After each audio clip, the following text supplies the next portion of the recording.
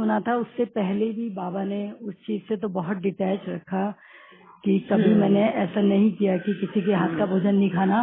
और उस पे बाबा की मुरलियों का ना हाँ। और भी गहराई से थोड़ा अध्ययन किया तो बाबा जो मुझे समझाया बाबा ने कि बाबा ने कहा अपने हाथ का भोजन खाओ। तो हमने उसको इंटरप्रेट गलत किया असल में। जैसे यस। मधुमक्खी का शहद है तो दीदी वो हमारे हाथ का भोजन नहीं है ना। या हम गाय भैंसों को दूध ले रहे हैं जबरदस्ती ले रहे हैं टॉर्चर, वो भी अपने हाथ का नहीं है।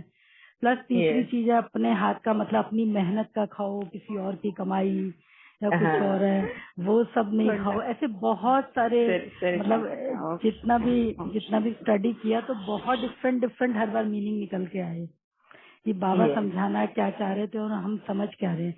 बाबा कैसे किसी यस। दूसरे जिसको बाबा ज्ञान में नहीं लाए मान लो तो उसका कारण कोई और है, उसको हम पतित कैसे मान सकते हैं और हम सोच रहे हैं कि उसके हाथ का भोजन नहीं खाएं। क्या हम पावन बन गए जो हमने ये डिसाइड कर लिया?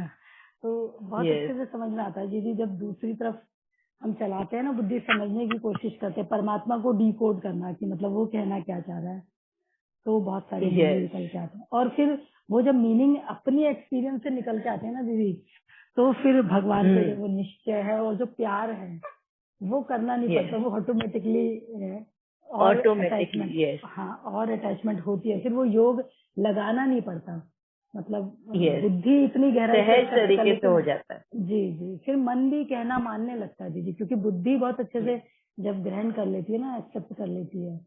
और ये यस। पर्सनल एक्सपीरियंस के बिना नहीं हो सकता। मैंने भी दीदी जब से मुरली खुद गहराई से पढ़ने शुरू करी ना, नोट डाउन करना पॉइंट्स या ये, मैं तो बाबा के पीछे ये पढ़ती थी कि बाबा तूने ये लाइन क्यों बोली, ये लाइन क्यों बोली।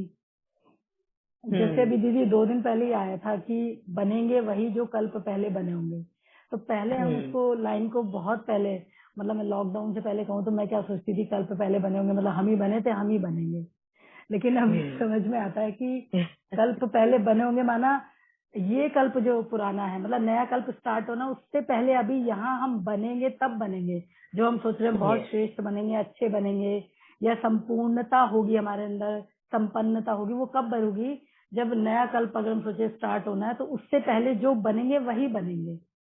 यस। तो पहले यहाँ बनना होगा, ये मेकअप रूम जो हमारा, ये प्रिपरेशन रूम जो हमारा, यहाँ बनेंगे तब बनेंगे। ये नहीं कि पिछले कल्प बने तो हम ही हर कल्प में हम ही बनेंगे, फिर तो कोई पुरुषार्थ करने की आवश्यकता नहीं है दीदी, मतलब कुछ हमें चेंज होने की जरूरत नहीं, ऑटोमेटिकली सब कुछ हो जाएगा। तो ऐसा नहीं है।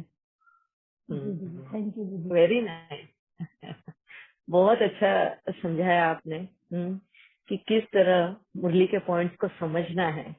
थैंक यू वेरी मच निर्मल बहन, आपके अनुभव, ये कहते हैं अनुभव की अथॉरिटी, अपने अनुभवों से मुरली को समझना और दूसरों को समझाना भी।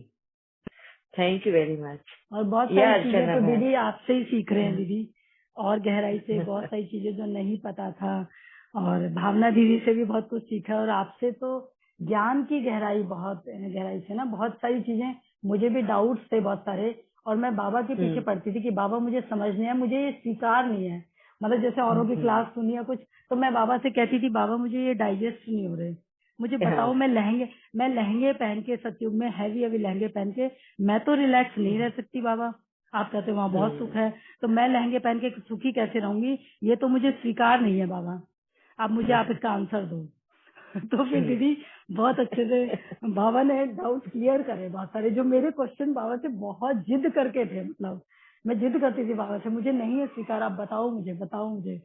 तो फिर आप सामने आए दीदी, फिर आपके थ्रू बाबा ने बहुत सारी ऐसे आंसर दिए मुझे। थैंक यू सो मच दीदी। Thank you very much. Yes Archana बहन। हाँ दीदी जी।